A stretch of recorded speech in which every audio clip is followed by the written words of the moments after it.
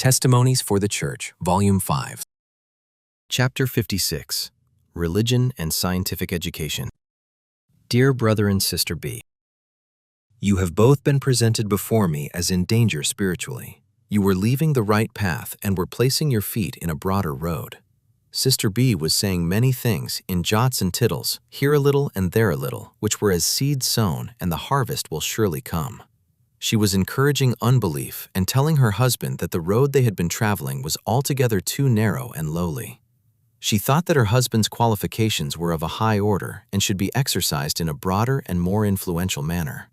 Brother B was of the very same mind. In fact, he had led her into this train of thought. You both held the banner upon which was inscribed the commandments of God and the faith of Jesus. But as you met in your way with people whom you thought were popular, down came the banner, and you put it behind your backs, saying, "If we let it be known that we are Seventh-day Adventists, then our influence will be at an end, and we shall lose many advantages." I saw the banner of truth trailing behind you. Then the question arose, why carry it at all?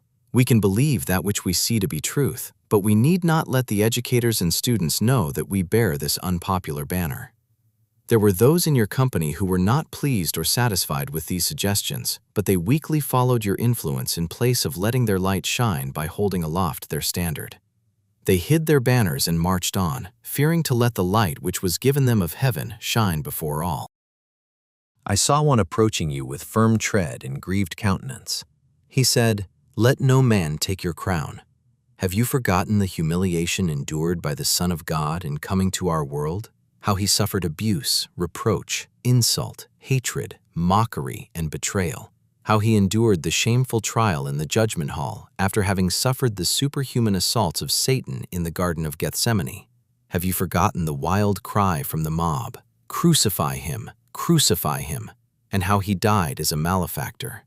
Is the servant greater than his Lord? The followers of Jesus will not be popular, but will be like their master, meek and lowly of heart. You are seeking to climb to the highest seat, but will find yourselves at last in the lowest. If you seek to deal justly, to love mercy, to walk humbly with God, you will be partakers with Christ of his sufferings and sharers with him of his glory in his kingdom. The Lord has blessed you, but how little have you appreciated his loving kindness? How little praise he has received from your lips. You may do a good work for the Master, but not with your ideas as supreme. You must learn in the school of Christ, else you can never be qualified to enter the higher grade, receive the seal of the living God, enter in through the gates into the city of God, and be crowned with glory, honor, and immortality. Satan works in many ways where he is not discerned, even through men and women who are in positions of trust. He will suggest to their minds plausible errors of thought and action and speech that will create doubt and work distrust where they think there is assurance of safety. He will work upon dissatisfied elements to put them in active operation. There will be a desire for greatness and honor. Envy will be excited in minds where it is not supposed to exist, and circumstances will not be wanting to call it into action. Doubts will be raised, and flattering promises of gain will be offered if the cross is not made so prominent. Satan will tempt some to think that our faith stands as a barrier to great advancement and bars the way to reaching a high worldly position and being called remarkable men and women. In his first display of disaffection, Satan was very cunning.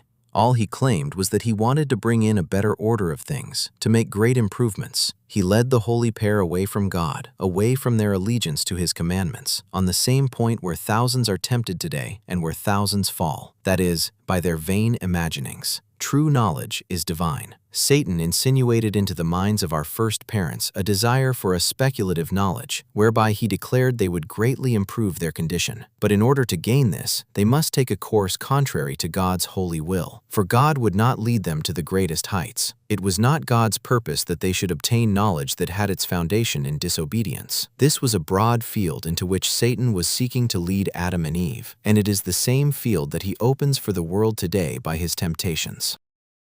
You were presenting the idea that education must stand as an independent work. This mixing of religious matters and Bible doctrines with scientific education you considered as a drawback in our educational work and as a hindrance in the work of carrying the students to the higher degrees of scientific knowledge.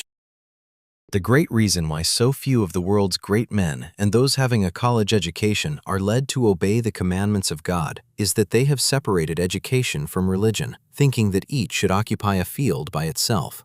God presented a field large enough to perfect the knowledge of all who should enter it. This knowledge was obtained under divine supervision. It was bound about with the immutable law of Jehovah, and the result would have been perfect blessedness. God did not create evil. He only made the good, which was like himself. But Satan would not be content to know the will of God and do it. His curiosity was on the stretch to know that which God had not designed he should know. Evil, sin, and death were not created by God. They are the result of disobedience, which originated in Satan. But the knowledge of evil now in the world was brought in through the cunning of Satan. These are very hard and expensive lessons, but men will learn them, and many will never be convinced that it is bliss to be ignorant of a certain kind of knowledge which arises from unsatisfied desires and unholy aims. The sons and daughters of Adam are fully as inquisitive and presumptuous as was Eve in seeking forbidden knowledge. They gain an experience, a knowledge, which God never designed they should have, and the result will be, as it was to our first parents, the loss of their Eden home. When will human beings learn that which is demonstrated so thoroughly before them? The history of the past shows an active, working devil. He can no more be idle than harmless. Satan was found in only one tree to endanger the safety of Adam and Eve. He planned to attract the holy pair to that one tree, that they might do the very thing God had said they should not do, eat of the tree of knowledge. There was no danger to them in approaching any other tree. How plausible his speech! He laid hold of the very arguments which he uses today: flattery, envy, distrust, questioning, and unbelief. If Satan was so cunning at first, what must he be now after gaining an experience of many thousands of years? Yet God and holy angels, and all those who abide in obedience to all the Lord's expressed will, are wiser than he.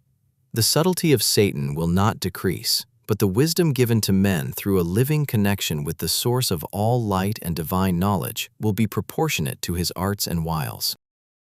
If men would stand the test which Adam failed to endure, and would, in the strength of Jesus, obey all the requirements of God because they are righteousness, then they would never become acquainted with the objectionable knowledge. God never designed that men should have this knowledge which comes of disobedience, and which, carried into practice, ends in eternal death. When men almost invariably choose the knowledge that Satan presents, when their taste is so perverted that it craves that knowledge as though it were a fountain of supreme wisdom, then they give evidence that they are separated from God and are in rebellion against Christ.